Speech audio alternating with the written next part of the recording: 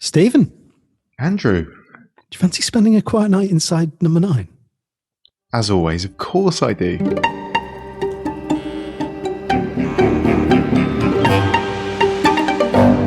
And we are spending our first quiet night inside number 9 properly without people, watching for This is quite a while. a proper quiet night inside number 9. A real quiet night. So it's the series 6 has finished airing and we're going back into the onion. And Not quite so raw onion. yeah, it's been quite nice to be able to watch the episodes in a relaxed manner. Or, I mean, I haven't watched all of them yet, but certainly Wuthering Heist, and not thinking, what are we getting here? How are we going to talk about it? And why have we decided to do this? And I think this was, with the way the series progressed, I think this was the worst one as our first one to try and do that with. Yes. Possibly this or Last Night at the Proms would have been the worst one.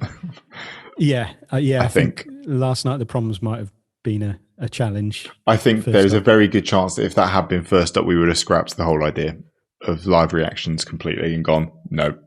Yeah, that's true. No. Yeah, and I suppose when we did the first one, we weren't planning necessarily to do the entire series as live reactions. It just panned out that way. Yeah, which was fun, but also quite stressful. I was thinking it's very different to doing it with a series, like a kind of, a whatever the word is, like a long story series where it's not an anthology. Because at least the characters, really like the story. You've got has an arc to it. the arcs you've got to sort of react to in terms of how they fit into what's happened before and what you think is going to happen next. Exactly. So you have some pretty firm ground to stand on in the first place. But with this, it's like we've got to, Quicksand. It was quicksand. Yeah. And Wuthering Heist is an episode where you're like holding on for dear life, trying to like you get your head around the characters, get your head around the themes, what's going on. And even on the second viewing, I've got to the end of it and I was like, I'm not sure I understand what the plot is at all. And there's a few plots, and there's the plot within the plot and the plot on the side of the plot, and then the super plot, the mini plot. There's a plot in the sense of as plot. I've lost the plot. Yeah. Plot. What a word, plot. Don't know what it means anymore. Yeah, and there's the kind of the meta plot, or the stop saying plot. Just step out of what you're seeing. Something else. Use a different word. Narrative. Something. Yeah. And because they'd said there was an original ending was they were going to, do the whole theatrical thing of having kind of a curtain call, taking bows, and you've been watching kind of thing. Exactly, which I think would undermine the supra plot. That's a really hard word to say. It's not a word, but the sense that this is more than a theatrical little performance, because there are people dead within the overriding plot. Yeah. Does that make sense? It's a bit like Devil of Christmas in that respect, because you've got that is true. You've got the story there that's being acted, and then there's this whole other horror story going on above it. It gets revealed, yeah. Supranational warehouse day, where we are today. Yes, exactly. So I thought we might start with, we've had a couple of reactions to this. I was kind of searching the different places. There was a couple of people reacted on YouTube. I don't think we received any emails that I could find about this one specifically. But yeah, so Sean Face said, I really enjoyed this episode, quite a few laughs in there, and thought it was quite fun, to be honest. And then T Electronics said that turn to camera and "You're with me now" was stunning and a bit was terrifying. Chilling, that was. Yeah. You're with me now. And then Tables, Athers and Chairs said, didn't enjoy Zanzibar and didn't enjoy this. Too artsy for my taste. Didn't get what they were referencing, so I felt lost throughout. The jokes didn't land for me and left me feeling even more confused. I'll accept this episode wasn't for me and move on and hope they get back on form. Respect to them both for being extremely clever and brave enough to do a show out of the box like this. But yeah, not a fan of shows you kind of have to do homework or know what it's based on to get. I think that there's a very nice message in there, which is that acknowledging when something isn't for you, and not taking it as a personal attack on yourself, I think is a really refreshing thing to hear. Yeah, because I get it. I think your initial reaction was that I'm not sure I like that because I'm not a fan of puns, or am I a fan of puns? I don't know. Well, in the weeks since, I've realised no, I am. I pun all the time. I'm like, my way of thinking is very much playing on words. Yeah, I think so. Yeah. Maybe it was just close to my bone. Let's leave that hanging there. I think tragedy plus time. That's great. I like that.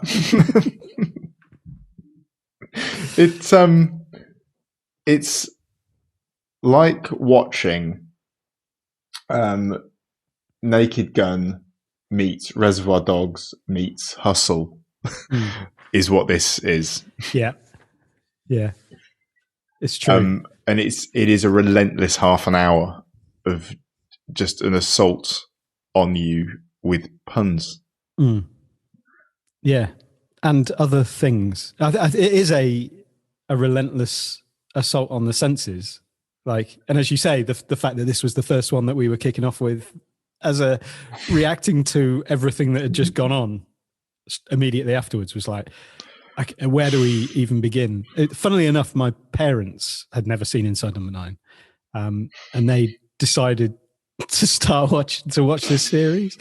And I thought, Wuthering Heist probably, I don't know how you feel about this, but it would not be up there on my list of ways into Inside Number 9.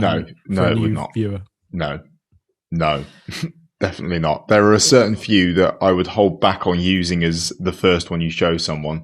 I think Bombay Bad Boy, Fritz Time is definitely not an intro one. Riddle of the Sphinx as a first episode, no. Anything that involves carving and eating human flesh is probably a bit of a no. I went for that as number 3 with my parents. Did you? Yeah. I did. What was your number 1? Christine. Yeah, go all in. You just go all in. It's a brave, yeah. It tells you whether it's something that they're going to get or not. Because I think it's got wide enough appeal, because if you don't feel anything at the end of that, you are a monster. Yeah. And you do not have a heart, only a swinging brick. Jeez. Yeah, I went for Bernie Clifton as a... That's again... Because I was like, yeah, don't go off with Wuthering Heist as an indication of this is a representation of Inside Number 9. I was like, Bernie Clifton's dressing room. I mean, you've got similar kind of humour type things to Wuthering Heist. Like you've got the puns and the wordplay. Yeah, and some kind of very physical humour. But you do have the emotional arc to it is powerful. So yeah, and it resolves into that beautiful ending as well. So yeah, they did enjoy that one. But yeah, in terms of like first episodes of the series as well, because there's a theme with like ensemble casts, isn't there? So you've got Sardines, quite an ensemble in the cupboard. Lacochette's the series 2 opener. Devil of Christmas, not quite so much. Zanzibar, definitely, and the referee's a winner. Definitely. Ensemble. Yeah. So this is in keeping with that. And it was interesting to hear them talk about the fact that they didn't know whether this was going to be Series 6 or Series 7. I gave in and listened to the podcast this series round. Yeah. I hadn't that's before. Okay because we did the reaction. Yeah, and that's the thing. I think that we've done that initial one, and I was always conscious of when we did our first chat through any of the episodes that I didn't want to end up just sort of echoing those and just saying, well, we've heard them say this, and they said this. But I think, however, having listened to them, that there's more to add to everything they've said. I don't think they are in the business of self-indulgently pulling apart everything that they've written and performed to the extent that we're happy to. Yeah, exactly. So hearing them say this could have been Series 7, this could have been Series 6, and they wrote it as it was during the pandemic, it was a socially distanced, more or less, thing. Which you could tell. You can see, they've got that but big... it's not ruined by that. Wide space. No, the big wide space. And now you come to mention it, kind of when they're sat around on their chairs. Yeah. They're all quite like a long way apart, and I guess the setting allows that to happen quite easily. Which again, as soon as they walked in, that private view aesthetic with the draped plastics, plastic curtains, that was what I was thinking again. Definitely. Yeah. Okay, so I mean, normally we'd do a synopsis, wouldn't we? But I think there's no point in doing a synopsis with this. There's a heist, diamond heist. All goes to hell. I made a list of the plot. So let's get back to plots. Okay. So you've got the main plot and then the subplot, which is obviously sort of, it's all structured around Commedia dell'Arte, and so that sort of aesthetic and structure, which has generally that kind of plot and then some romantic subplot that is kind of farcical in a sense as well. Yeah, when they spoke about Commedia dell'Arte, and they mentioned how performers would be paid, or performers were performing for tips, and so they were always trying to outdo each other and trying to get bigger laughs, which I guess is where the pun stuff kind of comes from. And you would see them riffing like that and just trying to outdo each other with ridiculous things. And I guess that's exactly what they're doing here. The puns are getting more and more ridiculous as they go through. That's it. Yeah. And it's a really silly episode in many respects.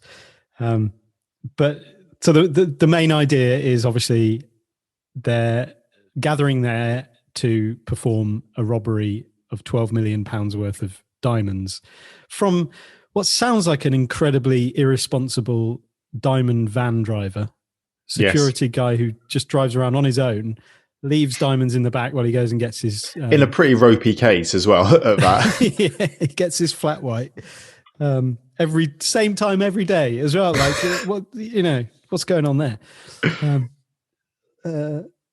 So at 2 minutes past 3, one security guard stops at coffee shop where he gets out to order his flat white. I mean, there's some stuff within this. I love this kind of so they go to the montage, don't they? After he's drawn the penis on the blackboard, and then Arlo's got a little bit. He's found that quite funny. Well, that's that. Yeah, Pantalone is brutal. Yeah, he's a really nasty piece of work, and Patterson Joseph does an amazing job of making him come across as horribly sinister. And he's one of the only members of the cast who's taking himself seriously pretty much throughout this entire thing. Yeah, there's no little side jokes with him. No, there aren't really, are there? No. And it takes Collie has to cut to montage to make sure that Arlo doesn't get his throat slit at that point, really. Yeah. Because I think that might be what's about to happen, because he does not take kindly to being laughed at about the penis drawing. As soon as I saw that backwards 3 and then the road started to come off, I knew exactly what was about to happen. And I mean, he should have really... Actually, it wasn't a backwards 3, it was a forward 3. It was just a normal 3. It was fine. It was just a normal 3. It was in a strange place on the blackboard. It was on the far right of the blackboard. It was not in a starting point. It was a far right 3.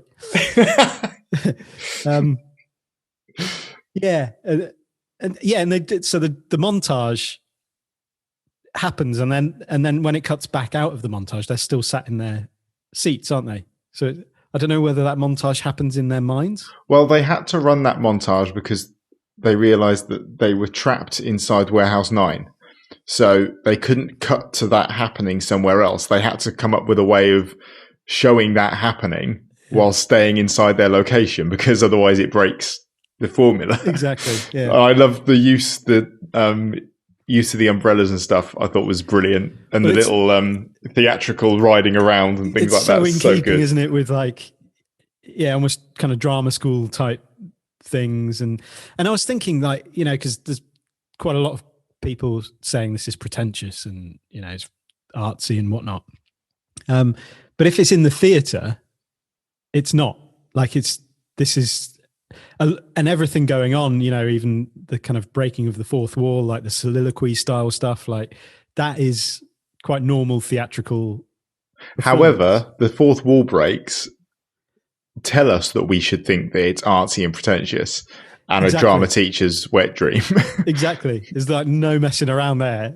Yeah. If you think that, then you're right. Yeah. Let's get ahead of this. Let's get ahead of exactly what everyone's thinking. Yeah.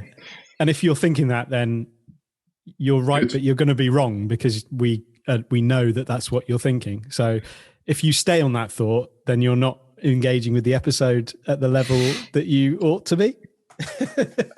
It's a great trap. It's a great trap.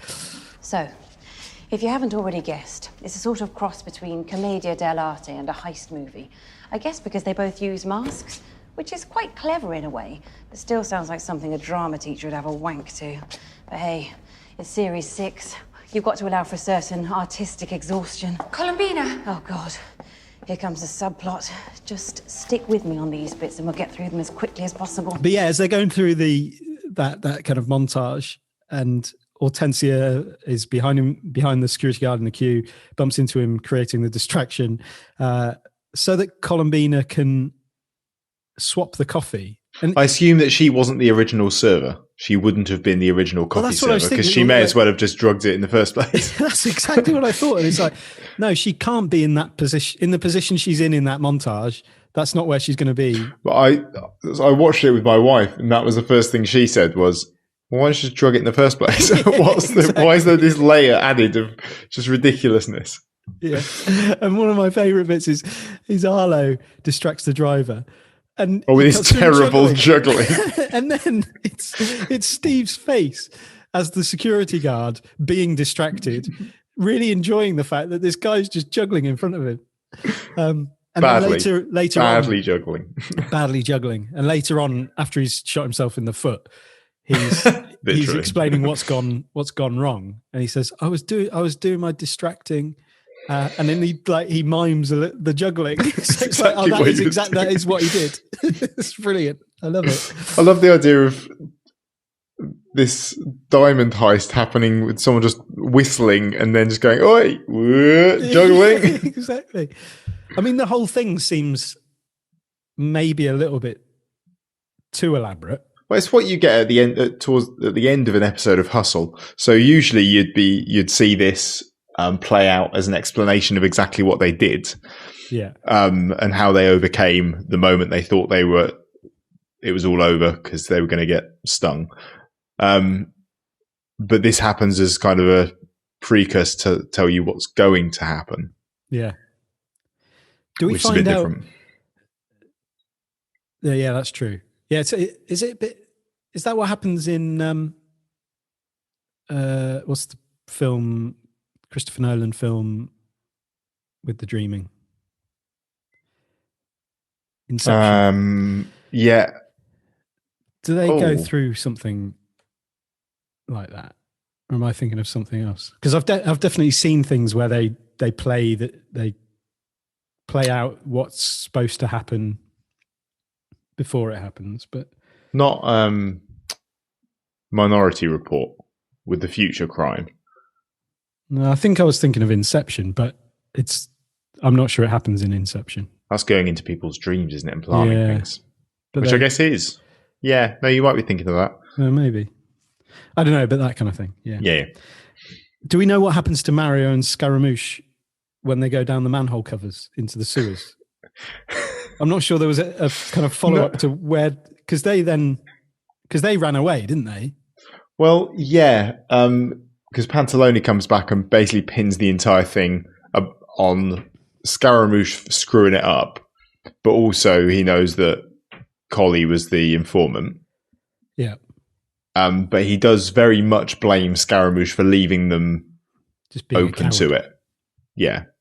Well, Yeah. I mean, but that's a part of their montage was them going down the manhole. It was, but there was the bit slightly earlier. Was it earlier in the episode where Mario and Scaramouche were at cross purposes as to what was going on?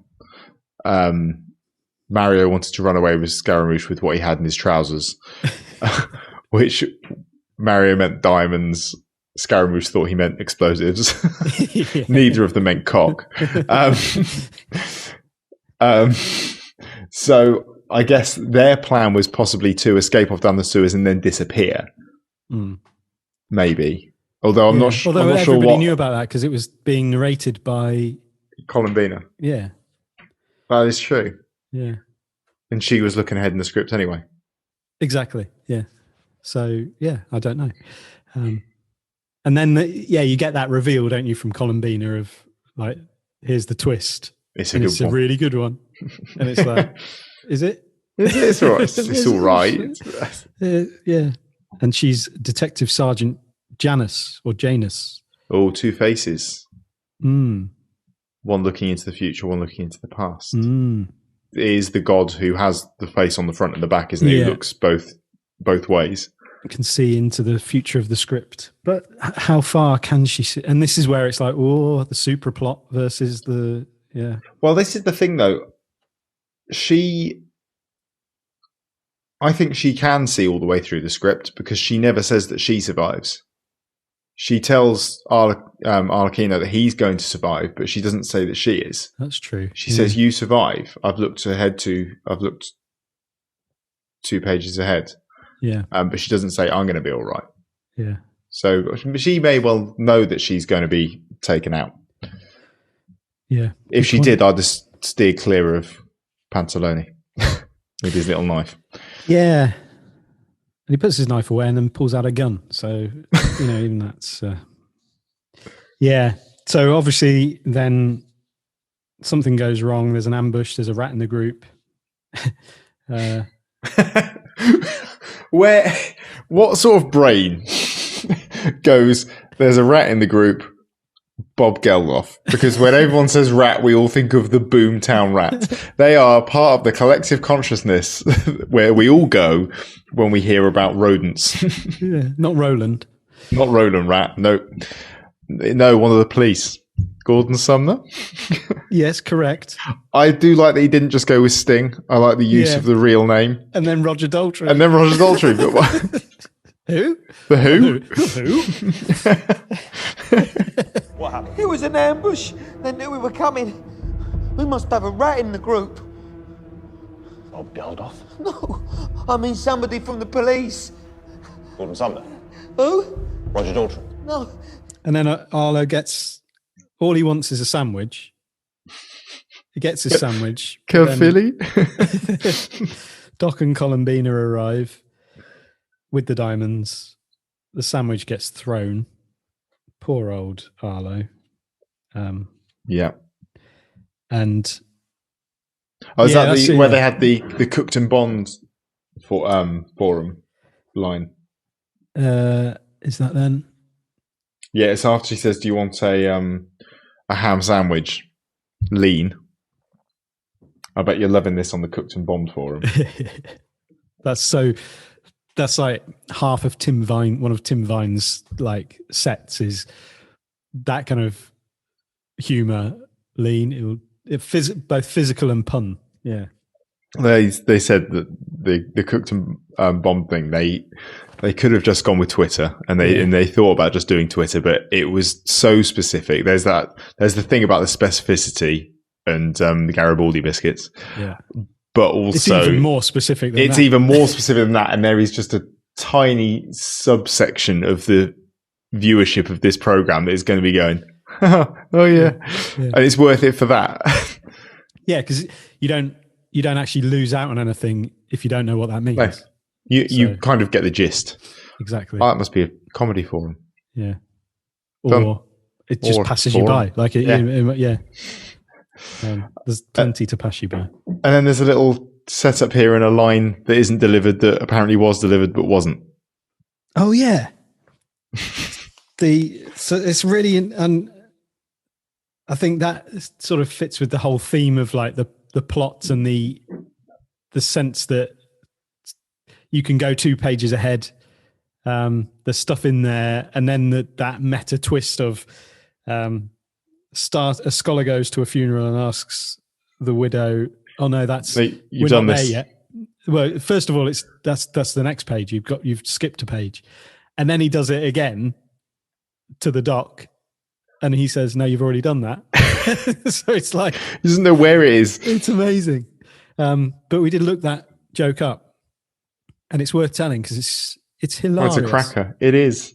A scholar goes to a funeral and asks the widow, "Mind if I say a word?" Mind if I say a word? She says, "Please do." The man clears his throat and says, "Plethora." She replies, "Thanks. That means a lot." Oh, good. When the time is right, we will switch the bona fide jewels with the paste ones, and no one will be any the wiser, capiche? Whatever you say, Pops. As long as no one gets hurt. You know you can't stand the sight of blood. Ah, yes, well suited. Arlecchino, you made me a ham sandwich. How kind. Do we have a quorum? I speak a little Latin, you know. Oh, that reminds me. A scholar goes to a funeral and asks the widow... No. You've done this bit already. Excuse me. You're putting the effort into inserting the start of a joke into your script that you know isn't going to be there. That joke exists and is out there, and people are aware of it. I wasn't. I now am, having gone away and looked it up. But some people would have gone, "Oh, the scholar and the widow joke." Love that one. Yeah, they'd have known it. A lot Brilliant. of people. Yeah. And there's another theme there, isn't there? Of getting the audience to do some work. Sorry. There's obviously YouTube commenter tables and chairs. Doesn't like having to do work. But I quite enjoy. That's what I like about Inside Number 9 and the sheer like spread of themes that they go into, and there's so much stuff that I'm like, I don't know what that's referencing, and I enjoy doing the research and the work around it. I know some people like don't, obviously, like you kind of want to be able to just engage on the level of watching it, and you don't necessarily want to keep going around the onion and flying through the layers. But yeah, I like that. Definitely, I like that. Yeah, so blah blah blah. There's a Mexican standoff. Very Reservoir Dogs. It could end differently if the script was different. Thank you for that in-depth analysis of everything you've ever watched and will ever watch in the future. This could have ended so differently if someone had written it differently. Good point. Everything you've ever read, everything you... Harry Potter could have been so different. It could. If J.K. Rowling had written it differently. It's that line, isn't it, that Mario delivers? Give it to him, Pops. Let him have it. Yeah. And he's talking obviously about the diamonds, the case. The fake, yeah. The fake diamonds. And he may as well have them. Doc that was the idea. Yeah, which I think Doc is that, he's the archetype of the idiot who thinks he's pompous and clever. I think that's the kind of role. Completely. The just the nonsense throwing in of Latin all over the place. He says early on, doesn't he? I speak a little Latin. It's during that standoff bit where he says quid pro quo, etc. Yeah, it's like, you don't know Latin. You know English words that after he's just said Latin words we use in English. Mea culpa while saying goodbye to Hortensia, saying it was his fault. It wasn't. Yeah. How was any of it his fault? Mea culpa, Hortensia. Yeah, that's not what you mean, is it? That's a good point. Yeah, he says a few things, doesn't he? I mean that flagrante delicto.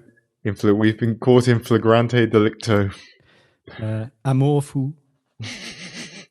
Yeah. Oh, he's an idiot. To be honest, that whole bit there where she's died and he's over her body and talking is probably my favourite bit of the episode with the building up to the Jamaica that never comes. The missing Jamaica.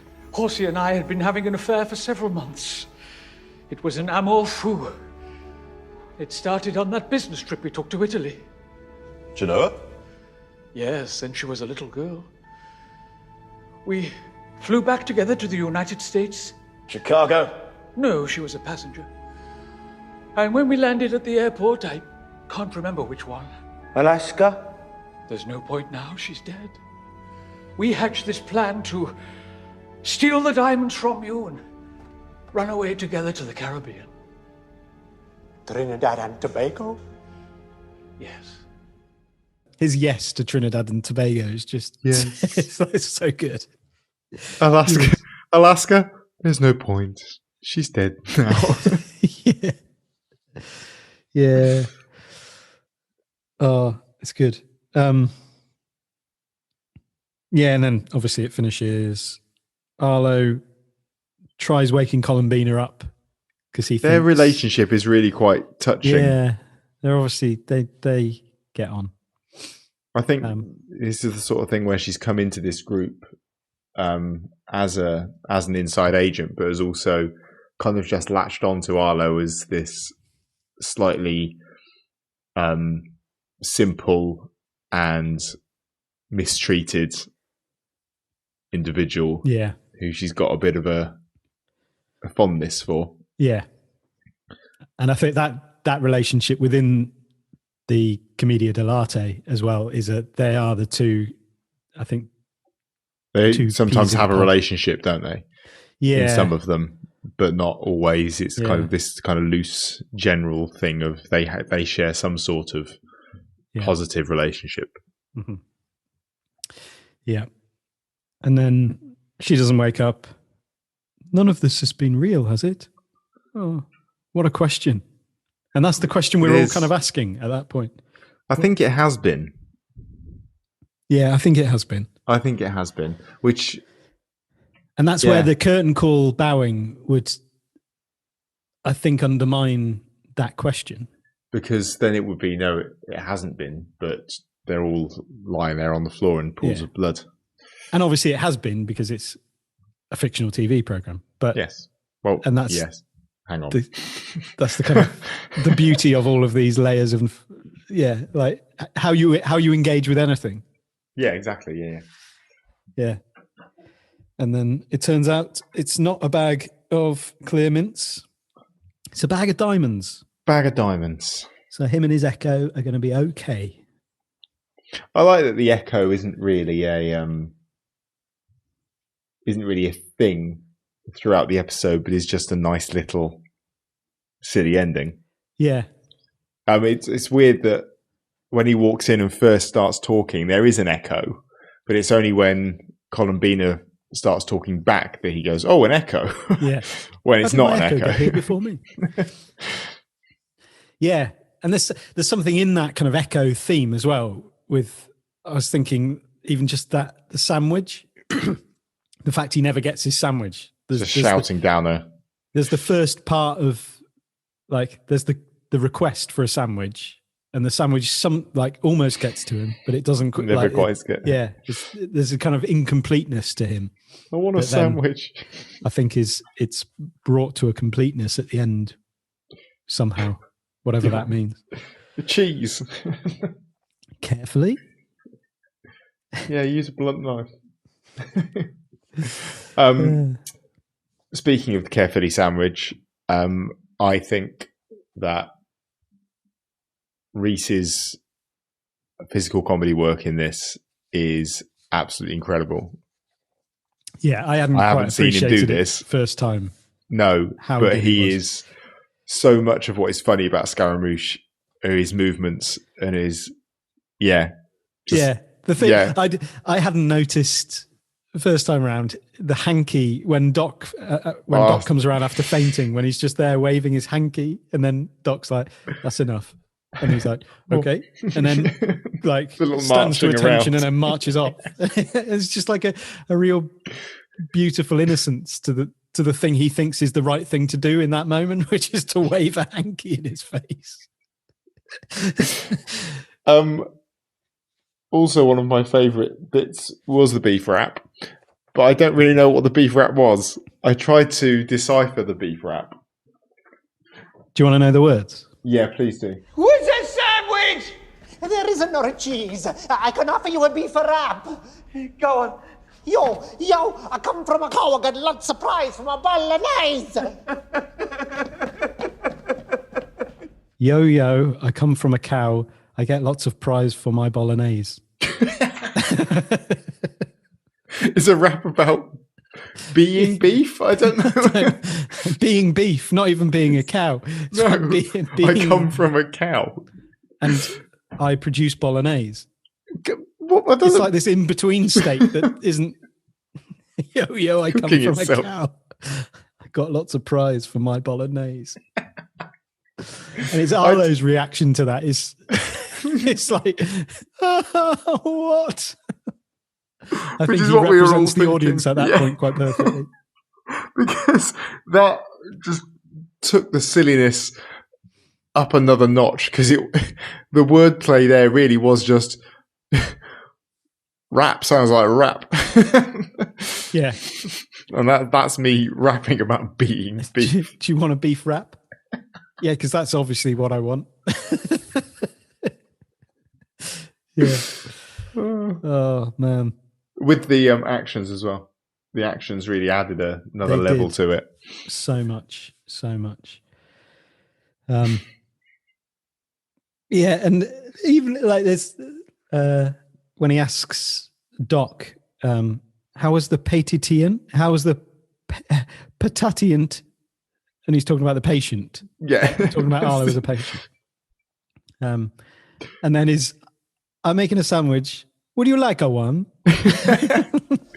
How is the patient? Sorry? Young Lacchino, he has a very bad injury. Oh, I haven't examined him yet. To be honest, Captain, I'm a little hemophobic. Oh, do not worry. I do not think he is a Queen Mary. I make a sandwich. Would you like a one? I've got gelignite. No, it's okay. I've eaten. Oh, it's fucking dynamite. Oh, okay then. Yeah. All right, I'll have some then. Yeah, it's great. Never tasted anything like it. He's brilliant. And when he's trying to, when Mario goes around and, baby, what are you doing to my pops? I'm trying to make him come too. You're going about it in a very funny way. He's like, just going at Doc. And then he's like, go and get the smelling salts. And that's when he does his whole military marching stand around to attention and march off. The Mario picking him up and kissing him. Yeah. Superb. I seem to remember friends of the show, Lauren, particularly enjoying that. Mm-hmm. It's a great moment. Of the episode. And the response there was, we need more men like him in the army. Yeah, it's so good. Yeah. He is an international bombing expert. He is. That's why he's there. And I guess that kind of leads us into the love triangle subplot here that's going on. So Hortensia has a letter for someone that she gives to Columbina, who then hands it to Arlo to pass it on. Yeah. Is that right? I think so, yeah. Who was that intended for Doc? Well, I can only imagine it has to have been, unless what Doc said is not true. But it seems to be true. But so she makes reference at the beginning to El Capitan, though, doesn't she? The captain. Yeah. Which is why I don't know how it ends up with Mario. Is that just Arlo's assumption that? Well, so Pantalone is expecting El Capitan, Scaramouche, to be her husband, isn't he? Yes. Yes. So he's involved because he's basically selling her off, isn't he? And that's what Scaramouche thinks as well, isn't it? Yeah. Because Scaramouche is not interested in Mario in that way. That only comes across through just his general campness, and the innuendo, which isn't deliberate innuendo on his part. And so, but Mario is completely smitten by Scaramouche. Gazes across the room and things. I didn't notice the first 2 times I watched it. I didn't notice the way he licks his nose. Yeah. Did you notice? Yeah, I did, yeah. That's such a brilliant little fleeting moment after the kiss, isn't it? And he just licks his nose and then disappears. Yeah. So you're made to think Hortensia fancies Mario, or like they're supposed to be together. Mario fancies Scaramouche. Scaramouche fancies Hortensia. Yes. But then Doc and Hortensia have been having an affair for months. They've been in flagrante delictio. Yes. And so maybe all of this is meant to be massively confusing because it's the subplot that isn't just something to run. Important. No. But actually, does the whole thing hinge on elements of it? I don't know. I don't think so. I don't think it does it? No, because the overarching thing is the diamond heist and the double cross. Yeah. Really. And maybe that's why that mea culpa thing is like so absurd, because it's like, no, this has absolutely nothing to do with this storyline or with you. Like, you are literally an irrelevant character. Completely. He is. He achieves nothing. I mean, apart from the diamond switch, which actually doesn't play off anyway in his favour. He's a doctor who's a haemophile. Hemophobe, sorry. Yeah, even it's how ridiculous he is. Like, Mario is owning that situation before the Mexican standoff moment with the fact that he's like, no, I've swapped the diamonds. And it's like done. Doc's forgotten that was their plan, the overall plan. Yeah. Not just part of, that was it. That was the plan. The whole plan. And that's happened, yet... yeah, oh man. Well, he's just, all the blood has confused. Well, maybe we can get back to the A plot now that we've had this little diversion. I need you to hand over that case. No, Pantalone. I won't do it. Pops. These diamonds are all my son and I have. They will ensure our safe passage out of here. Quid pro quo, etc. I won't waste you here, Doc. I'll knock shit on my own doorstep, but I need you to hand me the fucking ice. It's fine. Do it. Well, Desperando Mario, I can handle the negotiation. This is not a negotiation. Stop. You lay a finger on him and I'll carpet the floor with your brains. I think this sets up the entire series quite effectively in terms of the meta narrative of, and I think it's more than meta. I think this one goes to a level of deconstruction above. It's beyond it's beyond deconstructing just like a Commedia dell'arte thing or a heist movie. Like, it's deconstructing inside Number 9 itself, I think. It's like you said earlier. It's quite a Stuart Lee approach to what they're doing. Yeah, and when you're watching Stuart Lee, you know the level that he's talking about the meta part. It's a bit like Derren Brown. You know, when he'll explain what he's done, but that is not what he's done. Like, he's explaining something just below the true nature of what's going on. So there'll be people who engage with that and like, yeah, I saw what he was doing all along. Like, he was planting these ideas in everybody's minds. It's like, no, that's not what he's saying that's what he's done because he wants you to think that, like, what you think he wants you to think, if you think you're clever, that you are right. But actually there's a whole other level to it. Yeah. That you've missed because of your desire to be right. And I think Stuart Lee does that very well as well. Because what he says, I'm dividing the room in this way. This is what I'm doing here. It's like, and now he's doing something completely more to it. Yeah. There's more to it than that. And I think this was deconstruction to another level. And obviously you see it through the entire series then. Like, I mean, Simon Says is a good next episode from that perspective. Like, because you've got the references to the production decisions. So you've got the whole that Bohemian Rhapsody thing going through it. Yeah. And the fact we can't finish that line because of, licensing. Yeah, Scaramouche is the one that gives himself away, where he's hiding because he can't help himself. Yeah. Yeah, and and I suppose in that respect, it's also like almost raising awareness of the production decisions that go into squeezing this kind of thing into 30 minutes. Well, and also the things like when they're having the discussion about why they're going to explain the plan again is for the benefit of people watching on BBC Two, BBC iPlayer, CCTV. Yes, CC. It's good watching it with subtitles because you see it's SI. Yeah. TV. CCTV. It's like CBeebies, but more complicated programs. Yeah. Yeah, and there's also Mario and Doc having that conversation about the blood and about the fact that you can't stand the sight of blood. And then Doc says, well seeded. Yeah.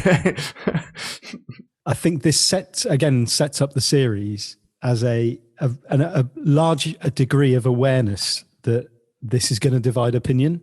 And I think in the way that Wuthering Heist did divide opinion, in the way definitely like last night, the Proms divided opinion.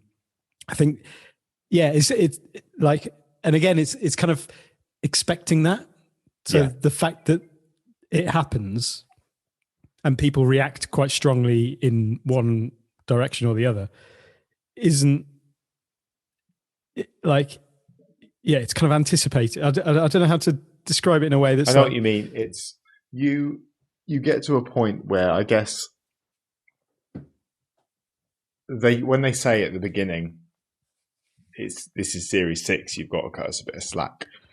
There's also a kind of a knowing reference there to the point that you've probably got most people on your side anyway. If you're still here, series 6, the vast majority of people who have stuck around for 6 series of this will carry through with you. Mm. It's the people who kind of dip into this who are going to be divided. It will bring some new fans.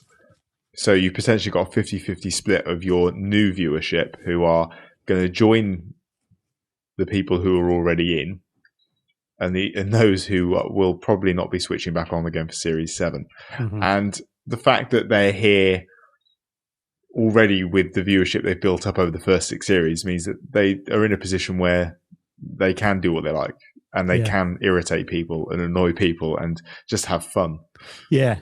And that's where, as you say, that comment that I highlighted at the beginning from tables, athers and chairs kind of represents, I suppose, the maturity of people who have been there all along, and the awareness that, okay, I might not like every episode, or it might not resonate with me, or there might be something about it that is like, no, it's not necessarily for me.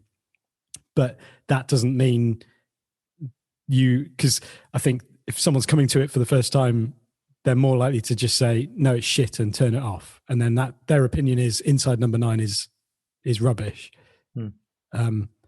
But actually, there's no pressure. You don't have to produce an episode every time that is going to hold people on when you're this far into your run. You've shackles are off at this point. You can just, not that I think they've ever written for the audience. I don't think I've ever got the sense from this program that they were aiming to keep people on side. No, they had their producer on the podcasts who apparently they'd get notes back from him saying, cool, that's great, can we make it funnier? It's never felt like they were pandering at all. No. But then I think within this series, it's the first time there's been a real awareness that there is an audience. And I think that kind of fourth wall break as well is Zanzibar had a bit of fourth wall break. It did, yeah, it did. But that was kind of within the plot of within the kind of, it was a device within the telling of that story, as though it was a performance on stage. And I felt like this one was okay, we're preparing you now for a kind of a common theme that goes through the entire series, which is this thin veil between that we are experiencing as creators between the creator and the audience, and that cooked and bombed reference is there. Simon Says, obviously, as I've mentioned, like that's a real nod to that thin veil between, and I guess it's a nodding or an acknowledgement from their perspective of we do know that the audience has opinions. We do feel the kind of pressure that comes from that, even though like we will go to an extreme level to not pander to that, in a sense of we're not just going to give you what you want, or give you what you think you want.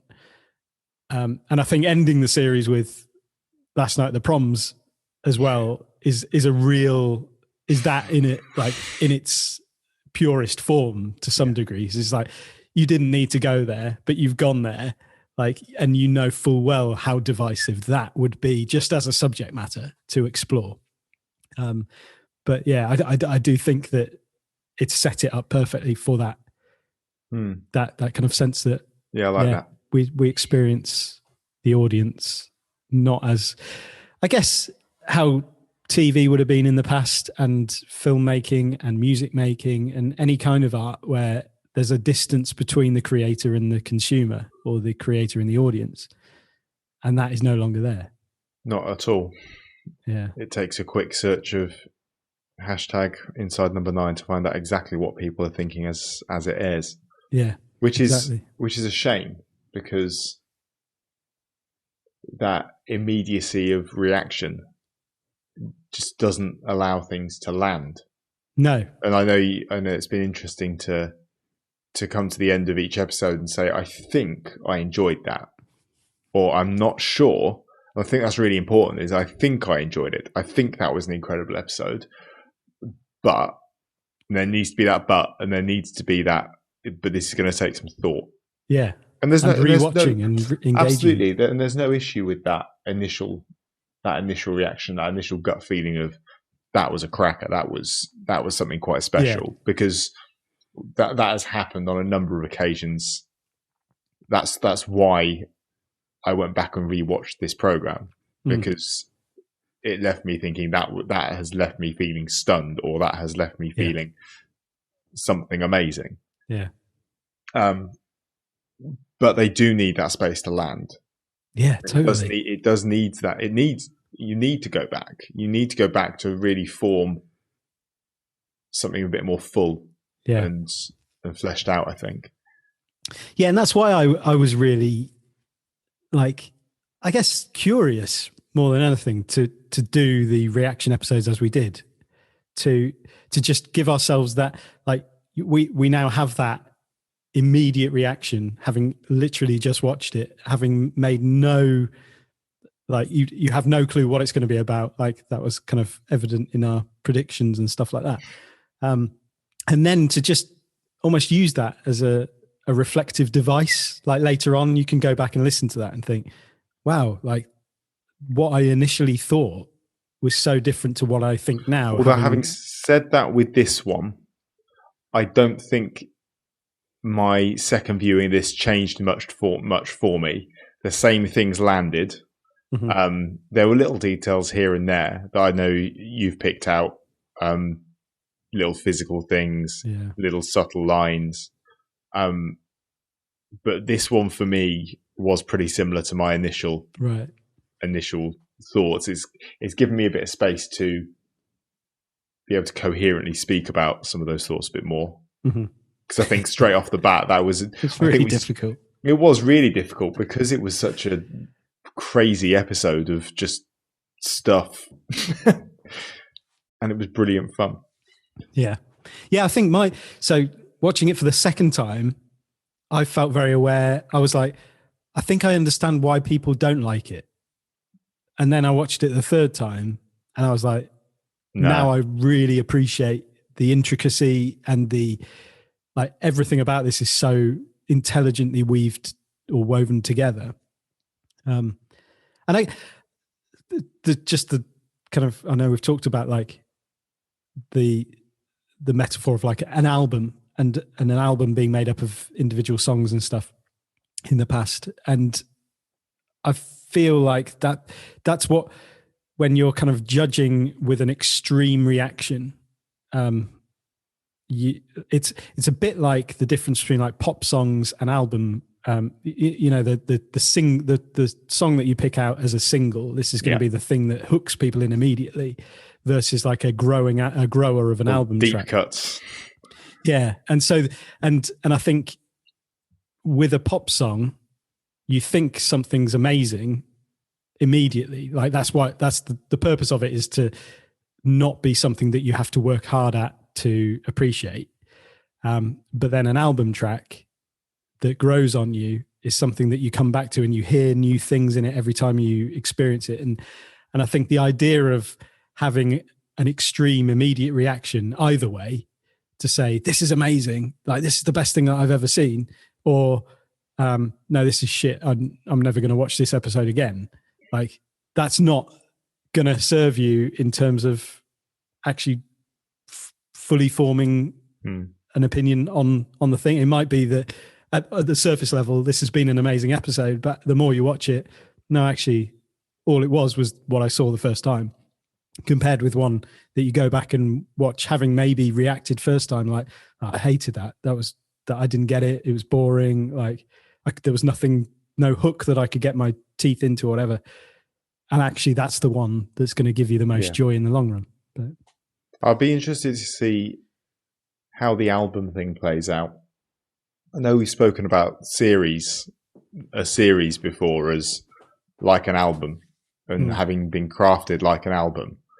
And with the way that this series and the next series have ended up being written, and this ending up as a bit of hodgepodge of two series, and so is the other one. You're right. It is kind of that.